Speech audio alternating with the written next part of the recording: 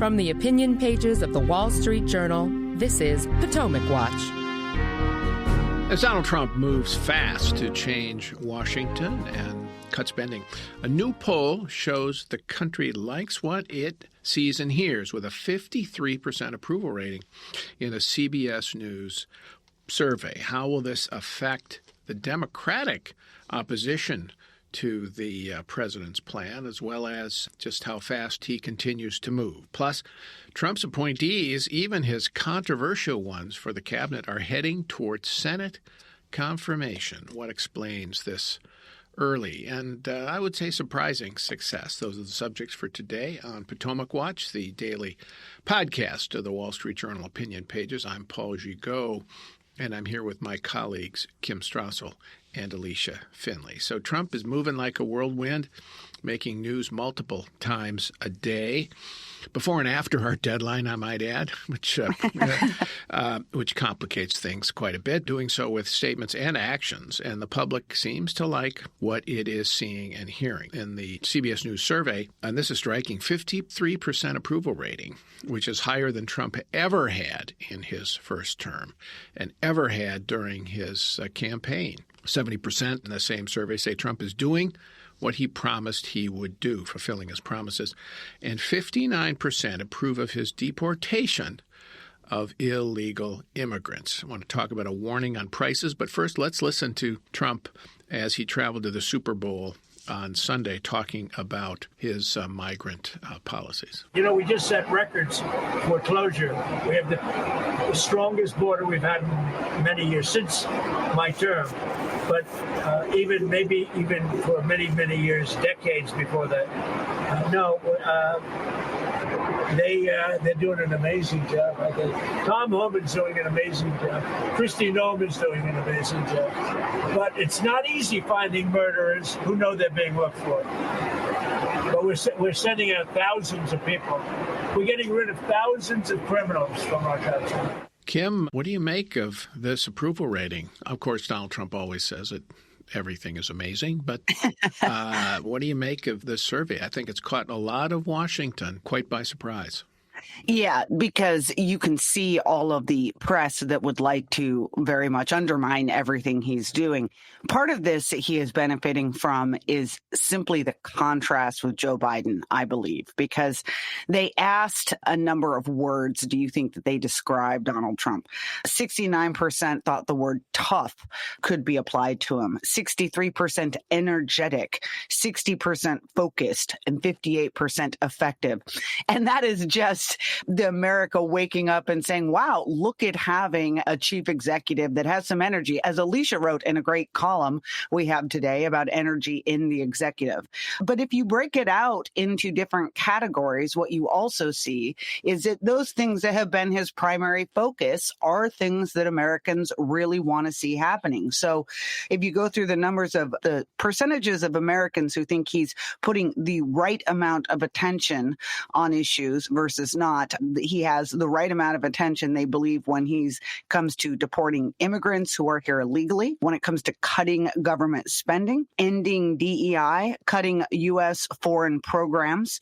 And so there are a few outliers, and I know we'll get into them, but his main agenda is getting a great deal of approval in terms of what he's putting his attention into and the energy with which he's putting it in. To me, it means America liked that contrast, and also just Americans agree something needs to change in Washington. Yeah, the impulse to change, Alicia, that's, I think, part of this. The country voted for it. It's getting it. It's saying, okay, let's see where it goes. We're going to support this until we start to hear things that we don't like. But I want to focus first on this immigration point because, there's a lot of concern, I certainly had it, that the deportation efforts would be so over-aggressive that they would start rounding up people who were not illegal. You would get to horror stories of picking up families and separating mothers and children. That doesn't seem to have happened so far. So far, they have focused on criminals. There have been some arrests of capture people who haven't committed crimes, but were still here illegally. Meanwhile, you have let's focus on Chicago for a second. The mayor there, Brandon Johnson, and the governor, J.B. Pritzker, said, oh, no, we're going to continue to be sanctuary cities. We're not going to help you at all. And so the Justice Department has sued them, and we're going to get a court case out of this. But what do you make of the numbers on the deportations and the Democratic strategy in some precincts to continue to be the resistance? Well, I think Tom Homan at ICE has said all along that the focus will be on the criminals, and it's potentially in some of these sanctuary cities, if political leaders resist and do not cooperate with ICE, then they may actually be forced to go into communities, and some people who aren't, or immigrants who aren't criminals, may get ensnared and rounded up as well. Their focus all along was going to be the criminals, and partly that's just a matter of resources. Even though they're supposedly deputizing the military to help with some operations at the border and such, they simply do not have enough detention capacity to house all the even criminals that they're rounding up, hence why they're also looking at opening up Guantanamo Bay to hold criminal migrants until they can actually deport them to the home country. And some countries have been resisting taking or repatriating their criminals, so that's also an issue.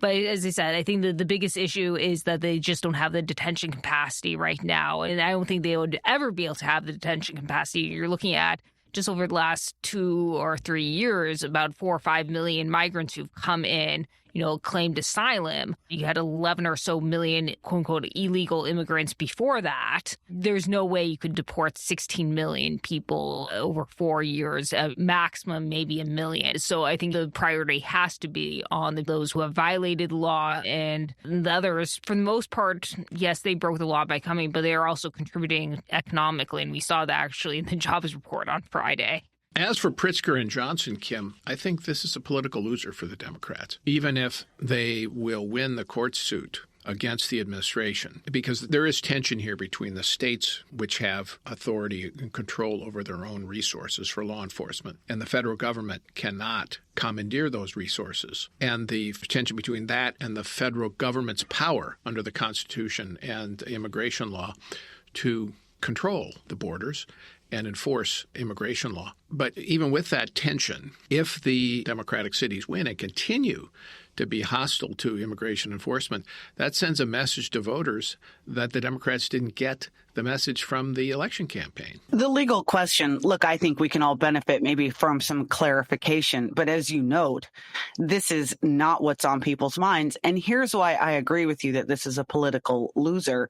It's not just the vast numbers of Americans across the country, and you see it in this poll, who really feel something needs to be done about immigration, and so far are very positive about Trump's actions of being selective in who is being deported and how this is rolling out. But it's striking, Paul. You go into these cities, and what you saw was the tolerance that seemed to exist there for a long time has waned. There is no happiness anymore about them being a sanctuary city, because it started to bite on the home front in terms of housing, jobs, social spending, schools, crime. And so I think these governors and these local leaders are losing the support of their own people on this. They have the support of their progressive base, but that is a small portion of the electorate out there. And you're seeing that in some of the numbers that came through. I think this had a huge part to do, Paul, in this last election. The very close numbers we saw Trump get in states like New Jersey and Illinois for a Republican candidate. And that's because a lot of people, even in these urban areas, are very tired of the immigration status quo. All right, we're going to take a break, and when we come back, we'll talk about the warning sign in the survey on prices when we come back.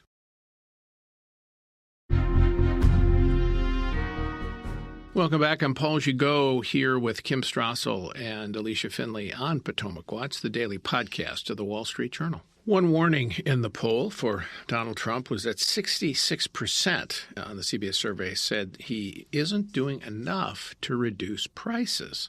Now, of course, he's only been in office for 3.5 weeks or so. But it's nonetheless, I think, a warning.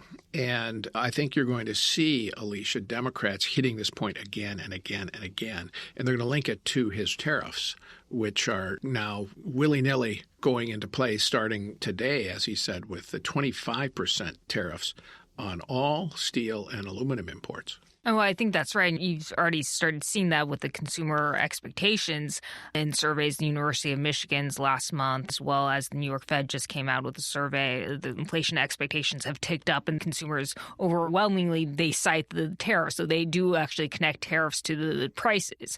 And so I think that's what you see in this CBS poll, is that people don't think he's focusing enough on inflation because they're worried about the effects of the tariffs. And I think that may have actually boosted consumer spending in the last couple of months. I mean, people trying to get ahead of the tariffs? Exactly. Yeah. And you saw that in auto sales.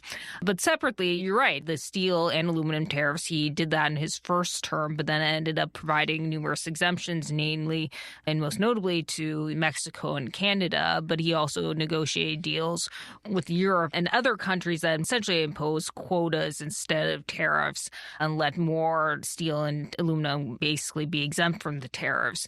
But now he's pledging to do an across-the-board steel and aluminum tariff at 25%, which is going to hurt U.S. jobs because there are far more jobs that are involved in basically fabricating metals and basically turning them into other things, or actually utilizing them downstream, for instance, construction, automaking, all of that.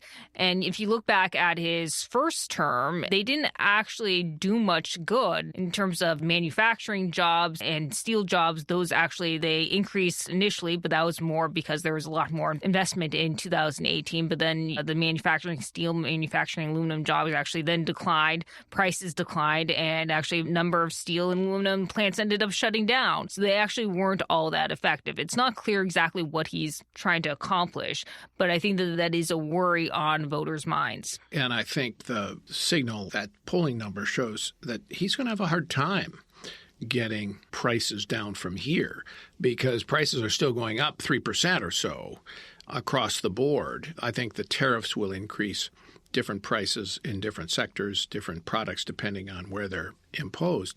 But I think this is going to be a long-term difficulty for Trump unless the Federal Reserve gets this down and under control.